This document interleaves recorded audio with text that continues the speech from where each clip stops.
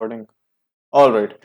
So this is lecture number, I don't know which one it is, but let's continue. तो basically profit तक अपन ने cell कर दिया था पिछले लेक्चर में, सेल पे प्रॉफिट लॉस की ट्रीटमेंट भी कर लिया था। उसके बाद अपन को बेसिकली देखना है कि क्लोजिंग बैलेंस कैसे दिखाना है। अभी क्लोजिंग बैलेंस में दो चीजें हो सकती हैं सर, दो टाइप के क्लोजिंग बैलेंस हो सकते हैं। तो जो जो इन्वेस्टमेंट है या तो वो करंट इन्वेस्टमेंट होगी या वो नॉन करंट इन्वेस्टमेंट होगी। इन दोनों के बीच में बाइफर्केशन अपन कर चुके हैं कि इसके अंदर दो कंडीशंस फुलफिल होनी चाहिए, 12 महीने का इंटेंशन होना चाहिए मैक्सिमम, और रेडिली मार्केटेबल होना चाहिए। ऑलराइट, अगर अभी करंट इन्वेस्टमेंट है, जो अपना क्लोजिंग स्टॉक है उसमें करंट इन्वेस्टमेंट है, फर्स्ट बात, अगर क्वेश्चन साइलेंट होता है तो अपन उसको करंट इन्वेस्टमेंट मानेंगे। चलो, करंट इन्वेस्टमेंट होता है तो उसको कॉस्ट पे दिखाएंगे या उसकी मार्केट वैल्यू पे दिखाएंगे। अब ये क्वेश्चन अराइज होता है सर। चलो, हमने सोचा कि अपन ने एग्जांपल लिया, उसकी कॉस्ट है 100 रुपए और मार्केट वैल्यू कितनी है 105, और अपन डिसीजन लेते हैं कि अपन इन्वेस्टमेंट को उसकी फेयर वैल्यू पे अकाउंट्स में शो करेंगे। मतलब यहाँ पे 105 के ऊपर उसको शो करेंगे। कर दिया भाई 105 के ऊपर शो। ऑलराइट, अगर अपन ने इन्वेस्टमेंट को यहाँ पे 105 के ऊपर शो किया, पर उसकी कॉस्ट कितनी थी 100 रुपीज, और इन्वेस्टमेंट कितने में शो कर दी 105, तो बेसिकली 5 का अपने को इधर प्रॉफिट बुक करना पड़ेगा। मतलब अपन ने यहाँ पे सारे जग को जाहिर कर दिया, सारे जगह पे ढंडोरा पीट पीट के बता चुके हैं हम कि अपना इतना 5 रुपए का प्रॉफिट है और ये P&L में हमने बुक कर लिया है। इवन तो हमने सेल नहीं किया है, बस अपने को पता है कि उसकी मार्केट प्राइस 100 से 105 हो गई है, तो अपन ने प्रॉफिट बुक कर लिया क्लोजिंग स्टॉक फेयर वैल्यू पे दिखा के। अब उससे क्या होगा सर, आपने प्रॉफिट दिखा दिया तो लोग तो पार्टी मांगेंगे सर। अगर आपने ढिंडोरा पीट दिया कि चलो 5 रुपए बने सर, पार्टी दो पार्टी दो, तो जो आपके शेयर होल्डर्स होंगे वो प्रॉफिट में शेयर मांगने आएंगे सर। आएंगे कि नहीं आएंगे? प्रॉफिट में शेयर मांगेंगे ना लोग, जबकि आपकी एक्चुअल में सेल हुई नहीं है। मान लो अगले साल इसकी प्राइस गिर गई और आपको एक्चुअल में लॉस हो गया, तो ये प्रॉफिट डिक्लेयर करने का फायदा क्या हुआ? सो इसीलिए हम कभी भी एक्सपेक्टेड प्रॉफिट को बुक्स में रखते नहीं है। बट मान लो सर कि जो इसकी फेयर वैल्यू थी वो आती 90 रुपीज, कॉस्ट कितनी है 100, बट फेयर वैल्यू कितनी है 90 रुपीज। तो अगर अपना 10 रुपए का लॉस होता है तो उसको तो सर अपन अकाउंट फॉर करेंगे, मतलब अपन बैलेंस को कैरी डाउन करेंगे फेयर वैल्यू पे जो 90 है, प्रॉफिट एंड लॉस को लॉस अकाउंट किया 10 रुपए, तब सारे जग को बता दो कि हाय हाय हाय हाय मेरा लॉस हो गया, मैं तो लुट गया, मैं तो बर्बाद हो गया। सारी दुनिया को बता दो। क्यों भाई, क्यों बताना है? क्यों बताना है? क्योंकि मान लो अभी आपको एक्सपेक्टेड लॉस है, तो हमेशा किसी भी लॉस के लिए आपको प्रोविजन बना के चलना होता है, ताकि नेक्स्ट ईयर क्राइसिस सिचुएशन में ना चला जाए। इसीलिए जो भी एक्सपेक्टेड लॉस हो हमेशा उसके लिए प्रोविजन बना के चलो। तो ये इसका लॉजिक है। तो समझ आ चुका है करंट इन्वेस्टमेंट को कैसे वैल्यू करेंगे, कॉस्ट या fair value, which ever is lower. Profit होगा तो अपने मन में सोचो और खुश हो जाओ। प्रॉफिट होता है, एक्सपेक्टेड प्रॉफिट है, मन में सोच के खुश हो जाओ, सारी दुनिया को बताना नहीं है। अगर एक्सपेक्टेड लॉस होता है तो चुपचाप उसको प्रॉफिट एंड लॉस में अकाउंट फॉर करके प्रोविजन बनाओ उसकी। चलो सर, अब बात आती है नॉन करंट इन्वेस्टमेंट है। अगर अभी इन्वेस्टमेंट कौन सी है, एक सेकंड जरा सफाई कर दे। चलो, बात आती है सर इन्वेस्टमेंट है non current. Investment non current है। अभी नॉन करंट में क्या है सर, अगर आपके पास नॉन करंट इन्वेस्टमेंट है, इसका मतलब आप उसको नियर फ्यूचर में सेल करने वाले ही नहीं हो। और अगर आप इन्वेस्टमेंट को सेल नहीं करने वाले हो सर, तो आपको उसकी मार्केट वैल्यू से क्या फर्क पड़ता है? उसकी मार्केट वैल्यू बढ़े घटे, टेम्परेरी उतार चढ़ाव किसी भी इन्वेस्टमेंट में आते रहते हैं, पर जब आपको सेल नहीं करना है तो आप क्यों टेंशन लोगे कि मार्केट प्राइस ऊपर बढ़ रही है या नीचे जा रही है? आपको कोई फर्क नहीं पड़ता है। तो इसीलिए नॉन करंट इन्वेस्टमेंट की क्लोजिंग वैल्यू या कैरिंग वैल्यू दिखाते हुए आपको टेम्परेरी मार्केट फ्लक्चुएशंस का कुछ टेंशन ही नहीं लेना है। आप उसको डायरेक्टली किस पे दिखाओगे? कॉस्ट पे, क्योंकि आपको उसको सेल ही नहीं करना है।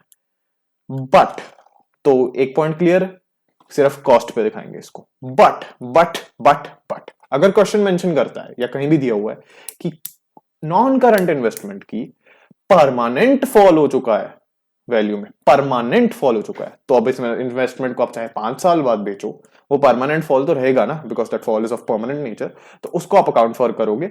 अगर वो लॉस परमानेंट होता है तो आपको उसको अकाउंट फॉर करके रिड्यूस्ड वैल्यू पे अपने क्लोजिंग स्टॉक को दिखाओगे। ऑल राइट, बट अगर परमानेंट राइज होता है तो आप तो बोलोगे सर प्रॉफिट तो सर्टेन हो चुका है सर, परमानेंट राइज हो चुका है, तो अब तो अपने को प्रॉफिट बुक कर ही लेना चाहिए। नहीं, मन में खुश हो जब प्रॉफिट होता है, लॉस होता है तो ढिंढोरा पीटो, प्रॉफिट होता है मन में खुश हो, कोई जरूरत नहीं है, जब सेल होगा तब की तब प्रॉफिट बुक करेंगे, लॉस परमानेंट है, प्रोविजन बना के चलेंगे। Alright, alright.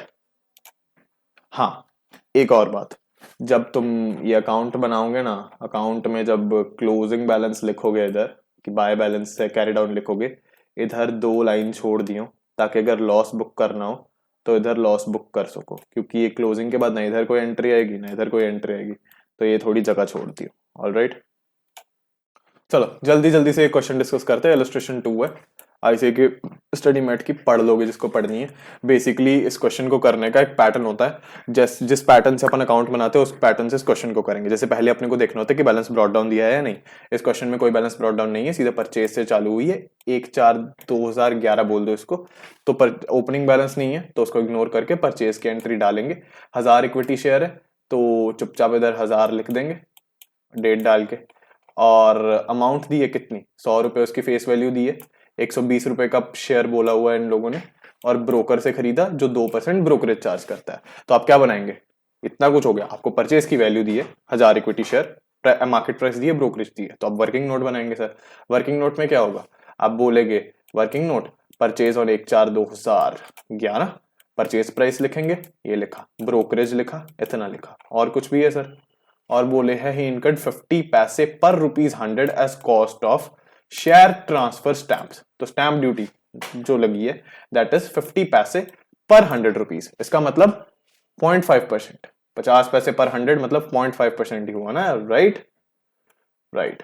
तो अपन ने वो स्टैम्प ड्यूटी ऐड की 600 रुपए की, और अपने पास टोटल कॉस्ट आई जिसको अपन ने इधर अकाउंट में लिख दिया। चलो जी, उसके बाद इस डेट को बोनस इशू हुआ, रेशो दी हुई है, चलो बोनस इशू हो गया, वर्किंग नोट बनेगा, नंबर ऑफ बोनस शेयर का बनाना है अच्छे से। आपके पास टोटल होल्डिंग कितनी थी बोनस इशू से पहले, 1000 थी, इधर कोई एंट्री नहीं थी तो उसको इग्नोर करेंगे, 1000 रेशो से लिखेंगे और बोनस शेयर के नंबर आ जाएंगे, और बोनस शेयर के नंबर को इधर लिख देंगे। वही अपने दिमाग में सोचना है, परचेज हुआ, जर्नल एंट्री आएगी पर मेंशन नहीं करनी है, होल्डिंग बढ़ेगी अमाउंट बढ़ेगी, दोनों लिखा, बोनस शेयर जर्नल एंट्री नहीं आएगी बिकॉज फ्री है, अमाउंट नहीं आएगी बिकॉज फ्री है, होल्डिंग बढ़ेगी तो शो कर दिया, सेम मिला। अब उसके बाद क्या पॉइंट आता है, उसके बाद लिखा है shares were quoted at 175 bonus से पहले और 90 रुपए बोनस के बाद। ऑल राइट, फिर इस डेट को कृष्णामूर्ति ने बोनस शेयर सेल किए 2% ब्रोकरेज पे। सिमिलरली सेल का वर्किंग नोट बनेगा, सेल टोटल सेल वैल्यू लिखेंगे, उसमें से ब्रोकरेज लेस करेंगे, नेट सेल वैल्यू आएगा, फिर अपन प्रॉफिट लॉस डिटरमाइन करेंगे, एवरेज कॉस्ट ऑफ सेल निकालेंगे, वही डेबिट माइनस क्रेडिट करेंगे before the entry of sale वाला, उसको नंबर ऑफ शेयर सोल्ड से मल्टीप्लाई करेंगे और अपने पास वैल्यू आएगा, एंड पे प्रॉफिट आएगा। और सेल को अपन ने इधर शो किया, प्रॉफिट को इधर शो किया, पीएनएल में डायरेक्ट शो किया, कोई जरूरत नहीं है प्रॉफिट ऑन से, क्योंकि एक्चुअली रियल लाइफ में क्या होता है, दो अकाउंट बनते हैं, क्योंकि डेट क्या है, रियल लाइफ में दो अकाउंट बनते हैं वैसे, प्रॉफिट ऑन सेल का अलग बनता है और पीएनएल अलग बनता है। इन्वेस्टमेंट अकाउंट में रियल लाइफ में यहाँ पे लिखा होगा प्रॉफिट ऑन सेल को इधर क्रेडिट कर देंगे और बाद में उसको पीएनएल में ट्रांसफर कर देंगे 31 मार्च को, तो इधर अपन डायरेक्ट ही करेंगे, कोई ज्यादा सोचने की बात नहीं है। बाद में बचेगा क्लोजिंग स्टॉक, जो बैलेंस कैरी डाउन होगा, इधर वैसे इन लोगों ने लिख दिया है that this is a current asset, but आपको इसका टेंशन लेने की जरूरत नहीं है, अगर क्वेश्चन साइलेंट होता तो भी करंट एसेट ही लेते। एंड ये ट्रीटमेंट भी अपन करते, कॉस्ट और MV which ever is lower, अगर क्वेश्चन साइलेंट होता तो भी। तो बेसिकली कॉस्ट और market value which ever is lower, तो मार्केट वैल्यू क्या है 90 रुपीज पर शेयर, कॉस्ट क्या है, कॉस्ट अपन निकालेंगे, कॉस्ट कैसे निकालेंगे, debit minus credit over debit minus credit, right. Average cost लिखेंगे, debit minus credit over debit minus credit, 82 आएगा, इंटू नंबर ऑफ शेयर्स करेंगे, ये आया, मार्केट वैल्यू करेंगे नंबर ऑफ शेयर्स क्लोजिंग वाले इंटू 90, ये आया, और इनका लोअर लेके इधर फिल कर देंगे एंड क्वेश्चन खत्म हो जाएगा। बस इसके आपको वर्किंग नोट का ध्यान रखना है। इसका जो थर्ड इलस्ट्रेशन है that is a good question, और उसमें एक गलती थी मॉड्यूल में, और वो गलती मैंने खुद भी करी थी क्वेश्चन सॉल्व करते हुए, तो उसको ध्यान रखना है। Fourth is same as second one, तो इसको करने की जरूरत नहीं है, ठीक है। बोनस इशू राइट इशू अगले लेक्चर में देखेंगे।